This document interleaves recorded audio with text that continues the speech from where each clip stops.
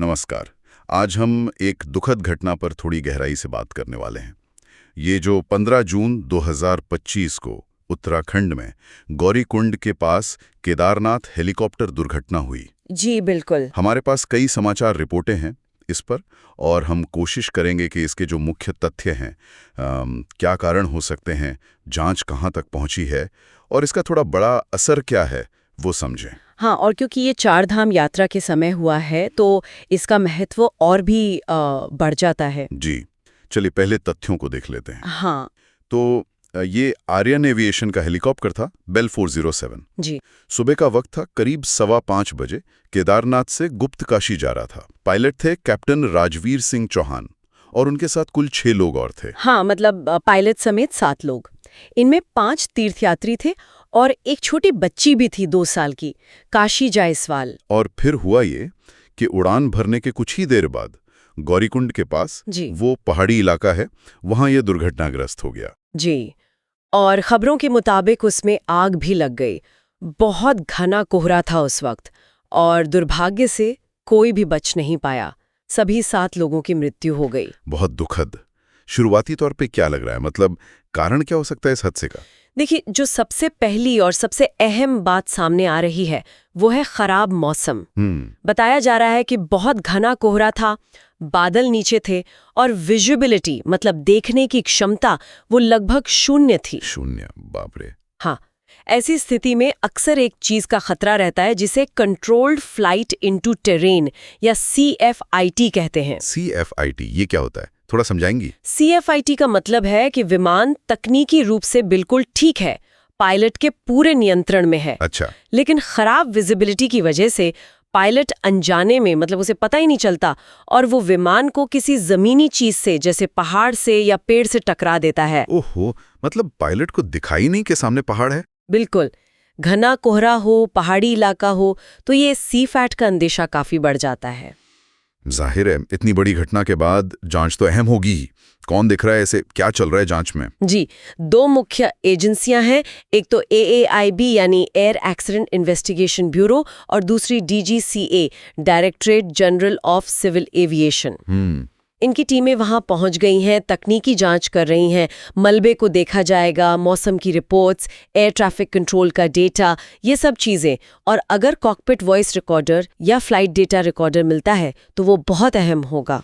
और जवाबदेही की बात करें तो, खासकर ये देखते हुए कि मौसम इतना खराब था, क्या कोई एक्शन लिया गया है? हाँ, उत्तराखंड पुलिस ने जो ऑपरेटर है आर्यन एविएशन, उनके खिलाफ मामला दर्ज किया है। अच्छा। जी, गैर इरादतन हत्या और दूसरी धाराओं में। आरोप यह है कि खराब मौसम की चेतावनी के बावजूद उड़ान क्यों भरी गई।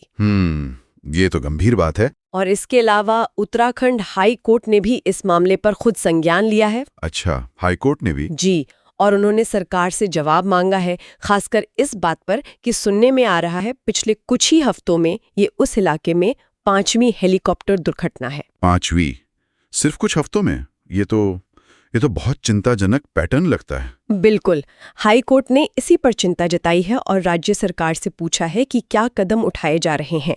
लगातार हादसे होना ये दिखाता है कि शायद नियमों के पालन में या निगरानी में कहीं कोई कमी है। इस हादसे के फौरन बाद क्या कदम उठाए गए? कुछ फ्लाइट्स वगैरह रोकी गई? हाँ, तुरंत ही केदारनाथ गुप्तकाशी रूट पर सभी हेलीकॉप्टर सेवाएं रोक दी गईं, जिसमें आर्यन एविएशन की भी शामिल थीं।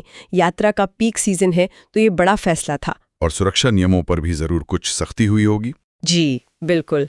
अब नए कड़े नियम लागू किए गए हैं, जैसे कि अब सिर्फ वही पायलट इन ऊंचाई वाले इलाकों में उड़ा सकेंगे जिन्हें यहाँ उड़ान भरने का अच्छा खासा अनुभव हो। ये जरूरी है। और खराब मौसम में उड़ान भरने पर पूरी पाबंदी लगा दी गई है। साथ ही DGCA अब मेंटेनेंस और फ्लाइट से पहले होने वाली जांचों को और सख्ती से देखेगा। तो अगर हम संक्षेप में देखें तो एक बहुत ही दुखद हादसा है। वजह शायद खराब मौसम, बहुत कम विजिबिलिटी रही, और इसके चलते अब जांच हो रही है, नियम कड़े किए गए हैं। सही कहा। और ये घटना एक और बात पर ध्यान खींचती है कि 4 धाम जैसी यात्राओं के लिए हम हेलीकॉप्टर सेवाओं पर कितने निर्भर हो गए हैं। हाँ, ये तो है। और साथ ही हिमालय का मौसम कितना अप्रत्याशित और जोखिम भरा हो सकता है। ये जो बार बार हादसे हो रहे हैं, ये साफ इशारा करते हैं कि हमें रेगुलेटरी निगरानी और ऑपरेशन के तरीकों को गंभीरता से दोबारा देखने की ज़रूरत है। ये सब सोचने पर मजबूर करता है। सिर्फ उड़ान के नियम कड़े कर देना शायद काफ़ी ना हो। क्या ये घटना हमें इस बड़े सवाल पर सोचने को मजबूर नहीं करती कि हम तीर्थ यात्रा को सुलभ बनाने की कोशिश और हिमालय जैसे नाजुक जोखिम भरे इलाके की जो अपनी सीमाएं हैं, जो पर्यावरणीय चिंताएं हैं, इनके बीच सही संतुलन कैसे बनाएं? ये बहुत ही मौलिक सवाल है असल में।